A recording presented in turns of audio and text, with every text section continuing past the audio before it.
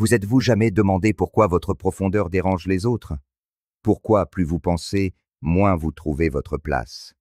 Pourquoi votre silence, vos questions, votre refus de vous plier aux attentes superficielles poussent que les autres, et surtout les femmes, à se retirer, à vous critiquer ou à vous méprendre?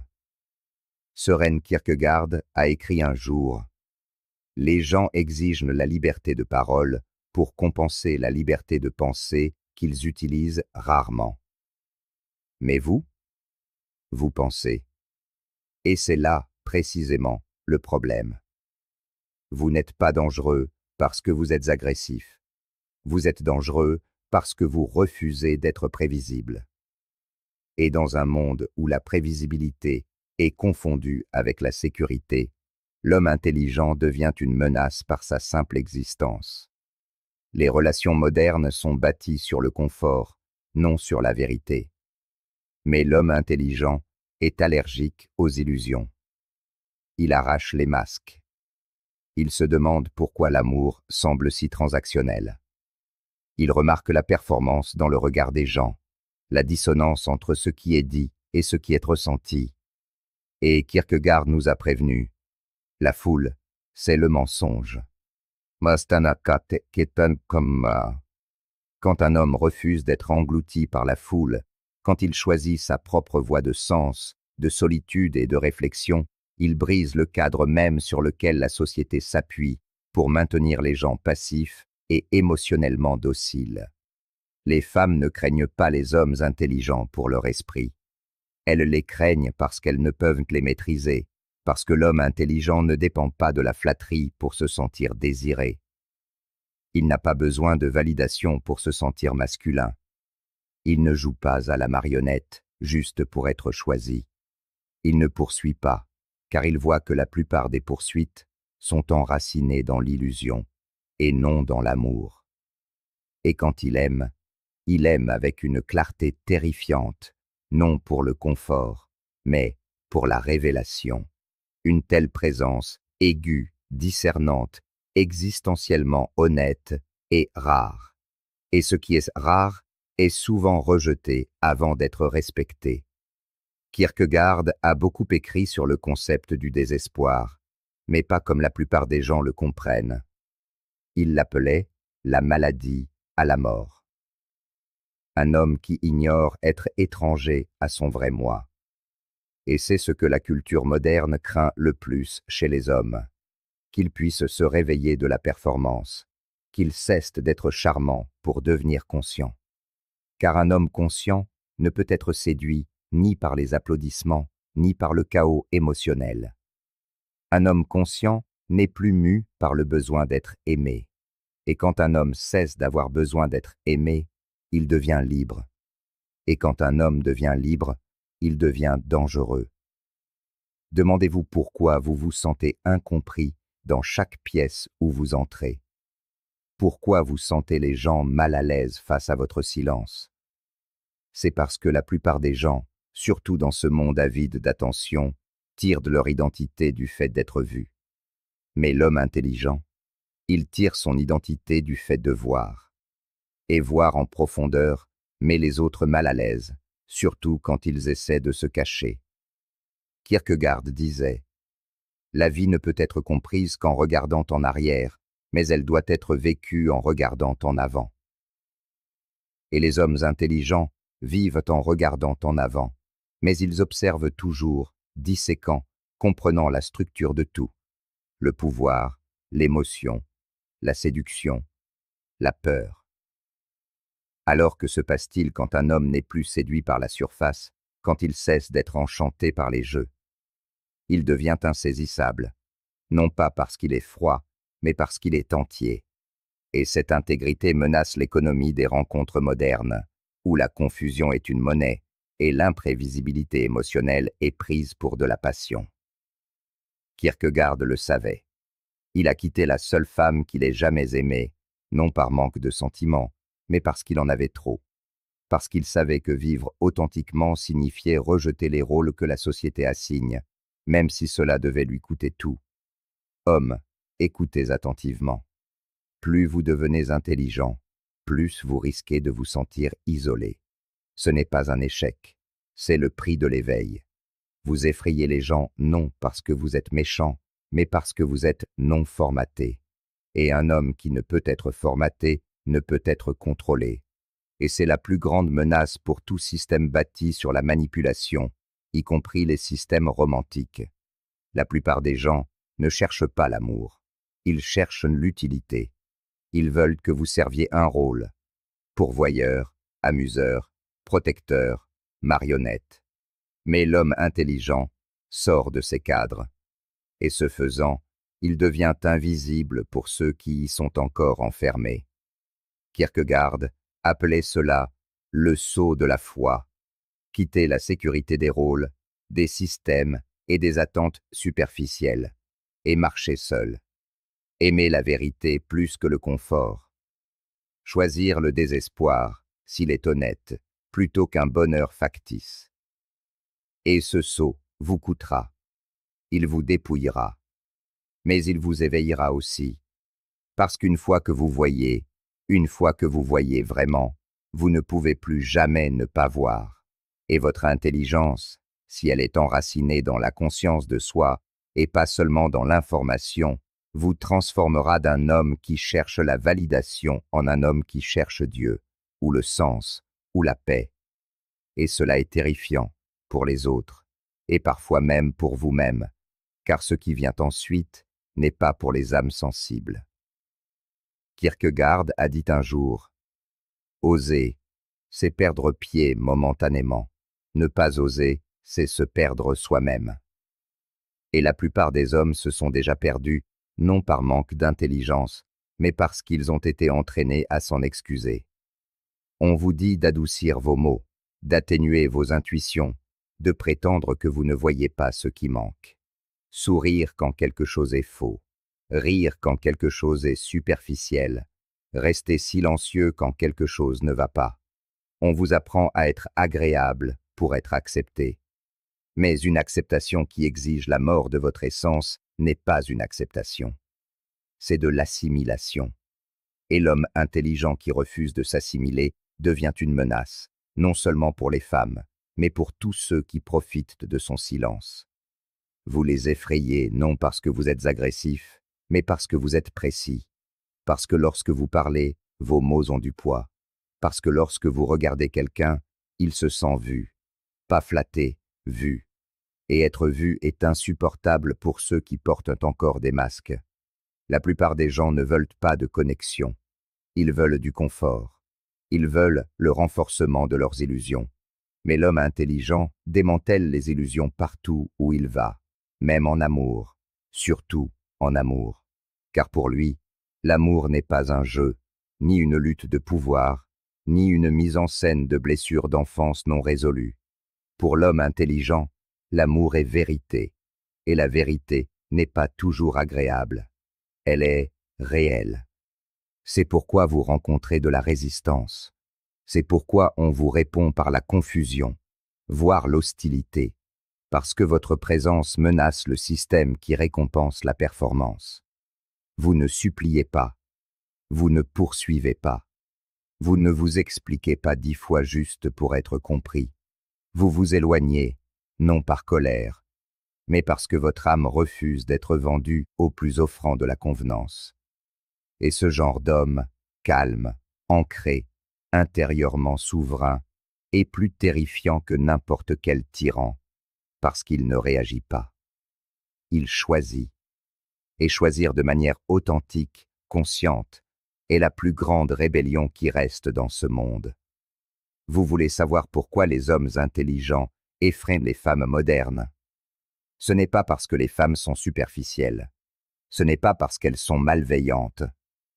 C'est parce que nous vivons dans un monde où la plupart des gens ont été conditionnés à attendre une performance et non une présence.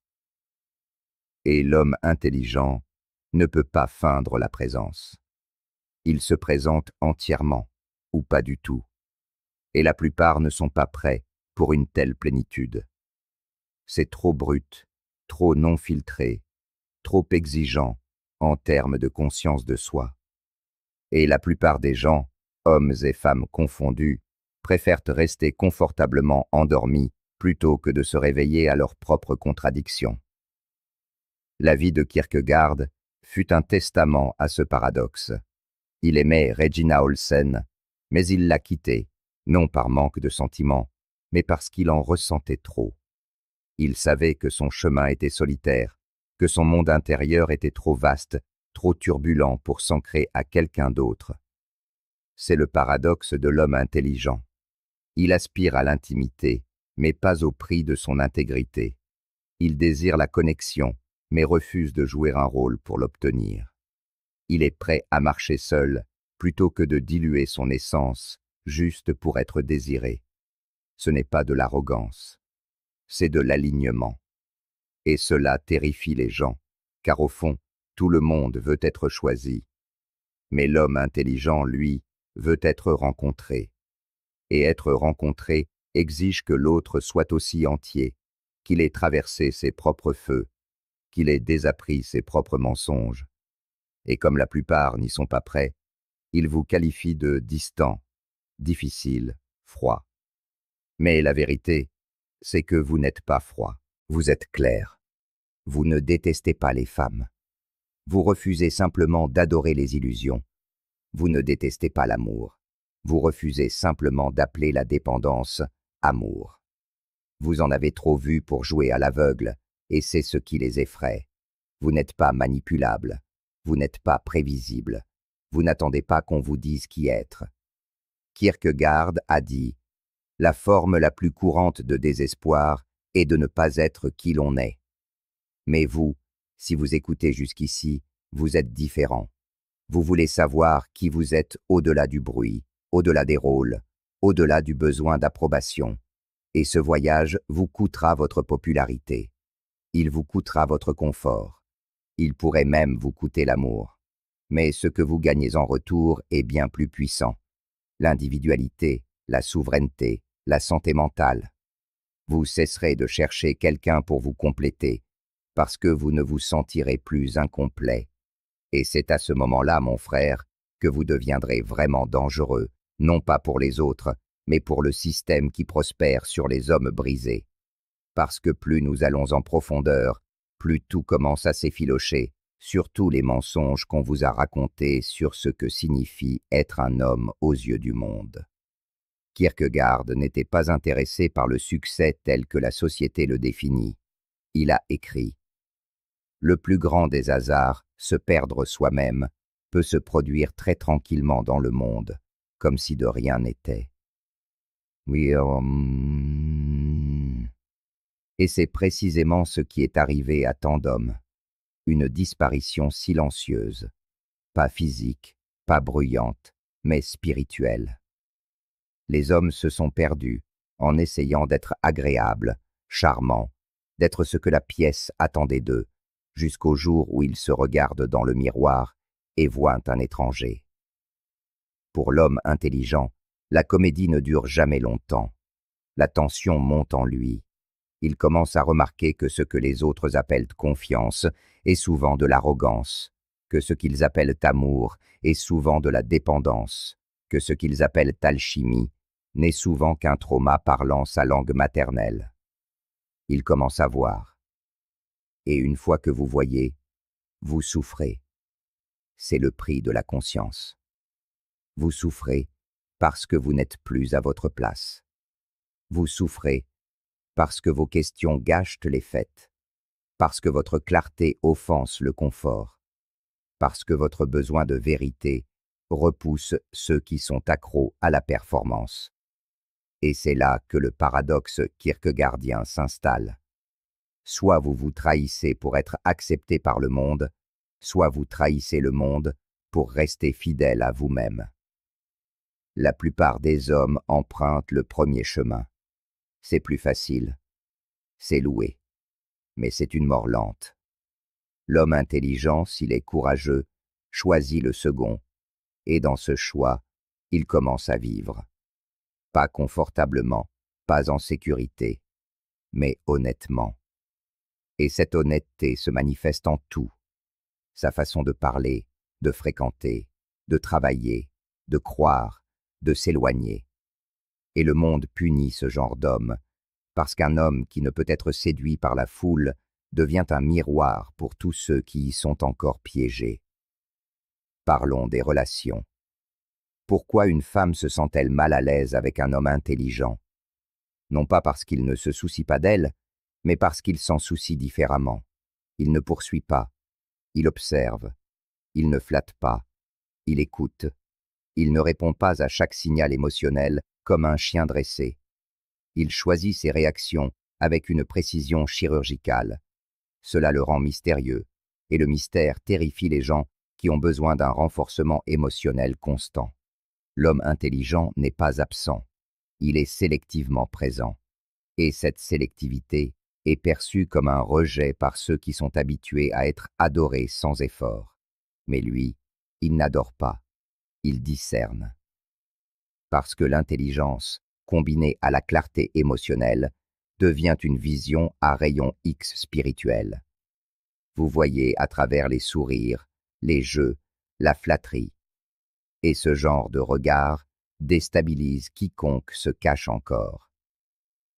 Kierkegaard parlait souvent de la responsabilité de l'individu de devenir un soi, pas un rôle social, pas un acteur, pas un miroir des attentes des autres, mais un soi. Et devenir un soi exige le silence, l'immobilité, la réflexion, la solitude. 4 choses auxquelles la culture moderne est allergique. Parce qu'un homme qui reste assis en silence trop longtemps pourrait cesser de consommer, de se conformer, de s'excuser pour qui il est. Et le plus terrifiant, il pourrait cesser de poursuivre ce qui n'a jamais été digne de lui. Vous voulez terrifier les gens. Entrez dans une pièce et ne cherchez pas l'attention. Observez simplement. N'expliquez pas trop, parlez avec précision. Fixez des limites sans élever la voix. Soyez aimable sans être complaisant. Soyez romantique sans être dépendant. Regardez ce qui se passe. Regardez comment les gens commencent à s'ajuster en votre présence. Car au fond, tout le monde sent quand un homme est enraciné. Et la plupart ne savent pas quoi faire de lui, surtout quand il ne joue pas de rôle.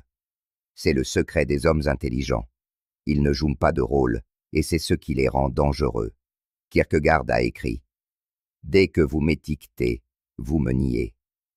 L'homme intelligent ne peut être étiqueté. Est-il froid?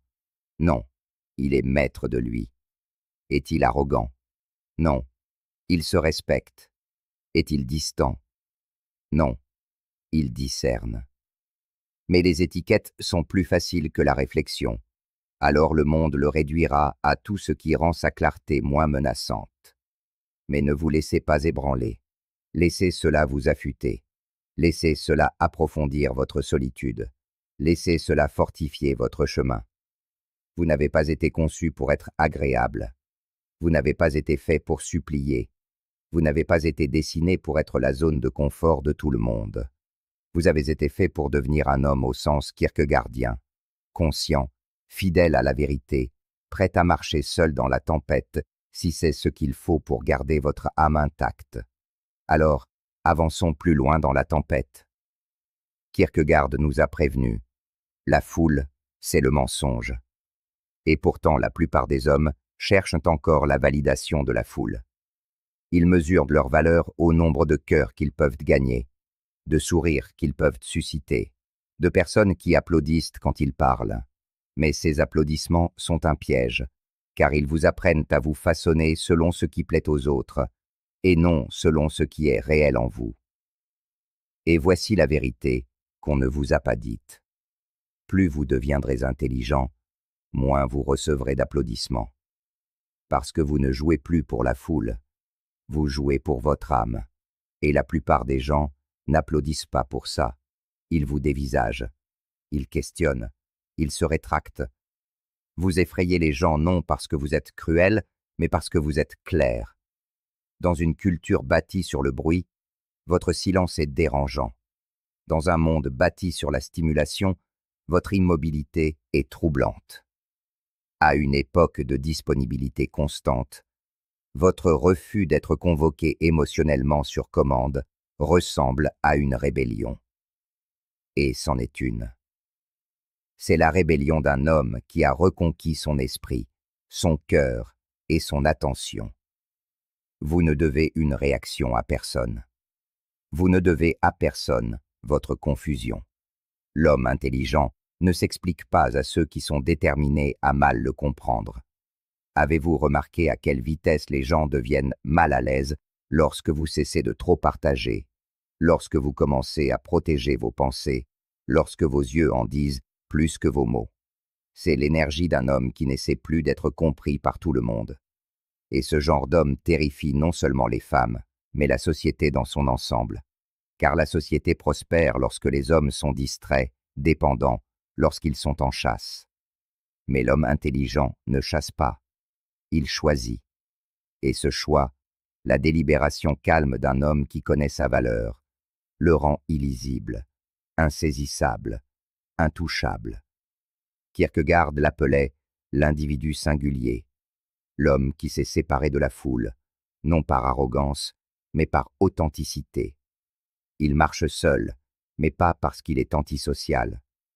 Il marche seul parce que la plupart des chemins mènent au bruit et lui veut la vérité. Il veut la profondeur. Il veut Dieu, sous quelque forme que ce soit. Et voici le paradoxe. Plus vous vous enracinez en vous-même, plus les gens essaieront de vous ébranler. Non pas parce que vous avez tort, mais parce que vous leur rappelez ce qu'ils ont abandonné. Leur profondeur, leur intégrité, leur silence. En amour, c'est encore plus profond. L'homme intelligent ne romantise pas le chaos. Il ne confond pas l'imprévisibilité avec la passion. Il est attiré par l'alignement, pas par l'excitation. Il veut la paix, pas la performance. Et quand il parle d'amour, il parle de quelque chose de sacré, pas d'hormonal. Ce genre de désir, cette présence sacrée, calme et inébranlable, peut être terrifiante pour une femme qui n'a connu l'amour que comme un drame. Cela peut sembler froid, mais ça ne l'est pas. C'est stable. Et la stabilité est inconnue des personnes encore dépendantes des hauts et des bas de l'instabilité émotionnelle. Mais vous ne devez pas vous recroqueviller. Vous ne devez pas adoucir votre clarté pour être plus acceptable. Vous ne devez pas cacher votre intelligence pour paraître moins intimidant. Votre rôle n'est pas de vous insérer dans la confusion du monde. C'est de rester ancré dans la vérité. Et parfois, la vérité marche seule. Kierkegaard a vécu dans cette solitude. Il a été moqué, ridiculisé, incompris. Il a quitté l'amour de sa vie, non par manque de sentiments, mais parce qu'il en ressentait trop, parce qu'il savait que la mission de sa vie, sa vérité, ne pouvait coexister avec les rôles que les autres voulaient lui faire jouer. Et c'est votre défi maintenant. Continuerez-vous à jouer des rôles pour le confort, ou deviendrez-vous enfin l'homme que vous étiez destiné à être, même si cela signifie être craint, rejeté ou seul? L'homme intelligent ne cherche pas à être aimé. Il cherche à être aligné. Et lorsque vous deviendrez aligné, vraiment aligné, les bonnes personnes vous reconnaîtront. Non pas parce que vous les avez impressionnées, mais parce que votre silence a fait écho à quelque chose qu'elles avaient oublié en elles. Alors, cessez de trop expliquer. Cessez de vous excuser pour votre solitude. Cessez de douter de la force de votre vision. Vous n'êtes pas trop. Vous êtes trop réel pour un monde qui récompense l'imitation. Et plus vous deviendrez réel, plus vous vous sentirez seul, peut-être, mais plus vous serez puissant. Car ce pouvoir ne viendra pas du charme, de la richesse ou de l'image. Il viendra de votre refus de vous abandonner. Vous êtes arrivé jusqu'ici, alors ne nous arrêtons pas maintenant. Car ce qui se trouve de l'autre côté de ce chemin, celui pavé de clarté, de solitude et de maîtrise de soi, n'est pas seulement la force, c'est la liberté. Et Kierkegaard a compris quelque chose que peu de gens saisissent jamais, que le prix de la vraie liberté, c'est tout ce qui vous faisait autrefois vous sentir accepté. Il a écrit « L'angoisse est le vertige de la liberté. Peme qui est Parce qu'une fois qu'un homme cesse d'externaliser son identité, une fois qu'il ne cherche plus la permission d'être lui-même, il est frappé par une réalisation terrifiante. Il n'y a pas de carte, pas d'approbation, personne pour lui dire qu'il est sur la bonne voie. Il n'y a que lui et Dieu, et l'abîme entre eux. C'est pourquoi les hommes intelligents effraient le monde. Parce qu'ils marchent vers l'abîme, les yeux ouverts. Ils ne se cachent pas derrière les distractions, ne s'engourdissent pas avec le divertissement, ne saturent pas leur emploi du temps, juste pour éviter le silence. Ils s'y assoient, ils endurent le malaise. Ils ressentent les questions que la plupart des hommes n'osent jamais se poser. Qui suis-je sans mon travail, sans ma validation, sans quelqu'un qui s'accroche à moi pour sa stabilité émotionnelle? La plupart des hommes fuient ces questions. L'homme intelligent y trouve sa demeure. Et quand il rencontre une femme, il ne cherche pas à la posséder. Il ne veut pas la changer, la contrôler ou l'impressionner. Il veut la voir. Et cette façon de voir est rare. Elle transperce la vanité, l'ego, la comédie. Elle exige la présence. Elle exige la vérité. Et la vérité est un feu que la plupart des gens craignent, car elle ne flatte pas, elle ne négocie pas. Elle est, tout simplement. Et l'homme intelligent, lorsqu'il est ancré dans cette vérité, devient une force que le charme ne peut dévier, ni le rejet briser. Il n'est pas froid, il n'est pas dur. Il est simplement entier. Vous voulez comprendre pourquoi on vous évite, on vous interprète mal, voire on vous diabolise. C'est parce que vous avez cessé de pourchasser les ombres. Et une fois que vous cessez de pourchasser les ombres, ceux qui y vivent commencent à se sentir exposés. Votre présence devient un jugement, même quand vous ne dites rien. Vos standards deviennent une offense, même quand vous ne les imposez pas. Vous êtes devenu un miroir, et la plupart des gens détestent les miroirs qui ne flattent pas, mais votre rôle n'est pas de flatter. Votre rôle est de refléter ce qui est réel, d'abord en vous-même, puis dans le monde qui vous entoure. Kierkegaard parlait du chevalier de la foi, un homme qui vit intérieurement avant de vivre extérieurement, un homme qui ne dépend pas seulement de la logique, ni seulement de l'émotion, mais d'un appel plus profond qui ne peut être expliqué aux masses. Le chevalier de la foi parcourt le monde sans que la plupart ne le remarquent. Il n'est pas bruyant. Il n'est pas décoré de titres. Il peut même ne pas paraître prospère selon les standards du monde, mais en lui brûle une lumière que ni la mode, ni le rejet, ni la solitude ne peuvent ternir. Et c'est cet homme que vous devenez, celui qui ne cherche plus une identité, mais qui l'incarne. Soyons honnêtes, ce n'est pas facile.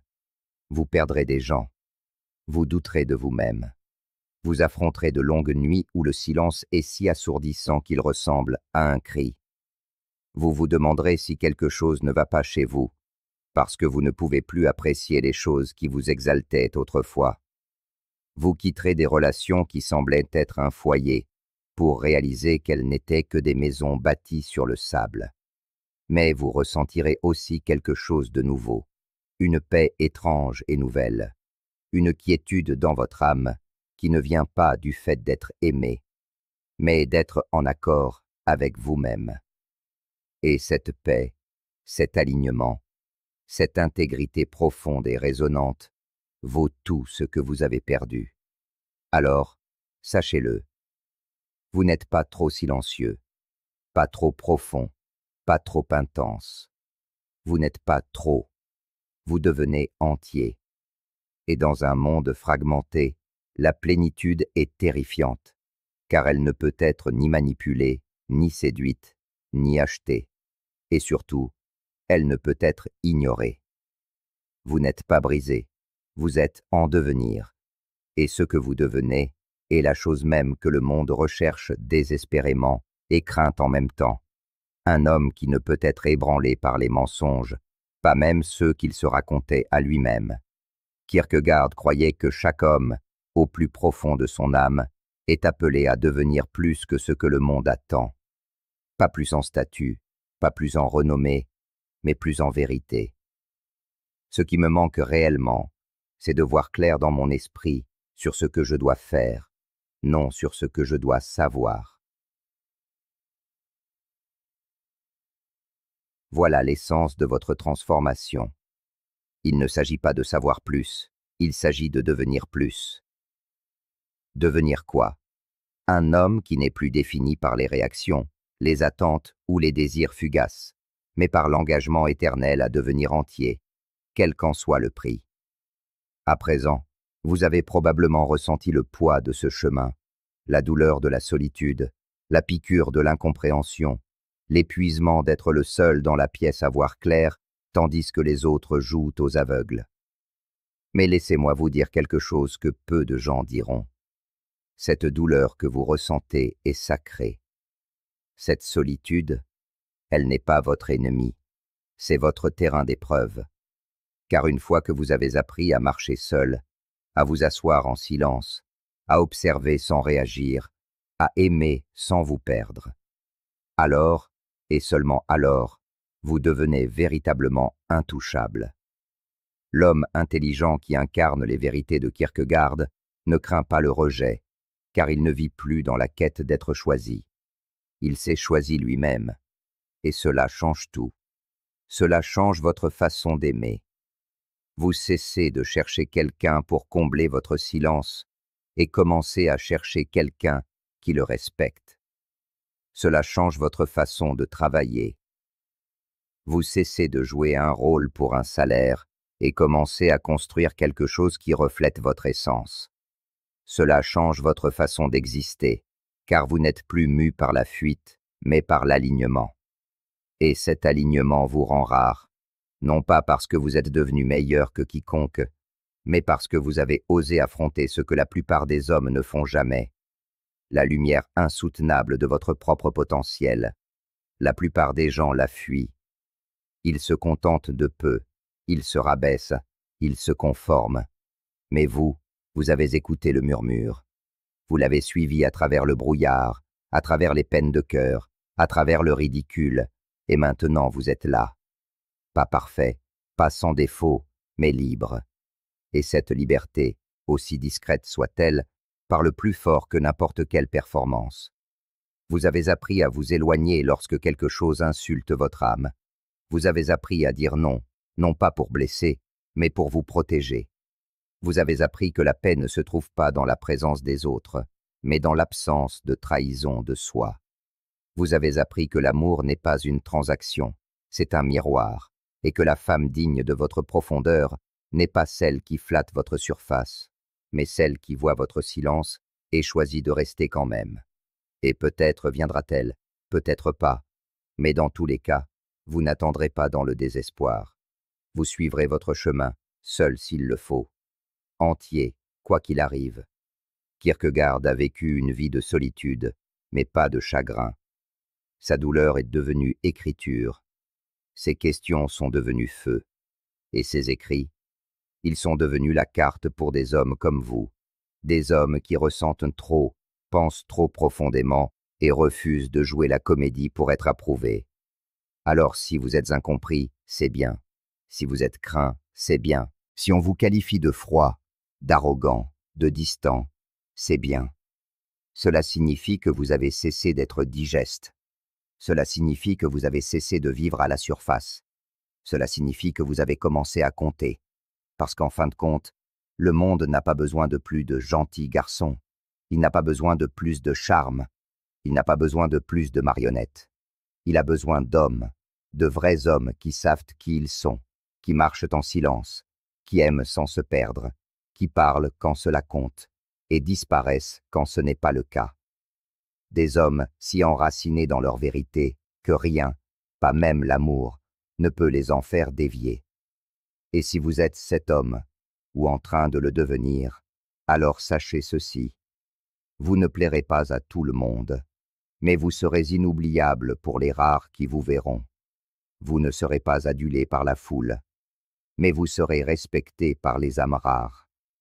Et plus important encore, vous vous respecterez vous-même dans les moments de calme, dans les choix difficiles, dans les longues nuits où vous choisirez la paix plutôt que la performance, la vérité plutôt que l'approbation, la solitude plutôt que le confort superficiel.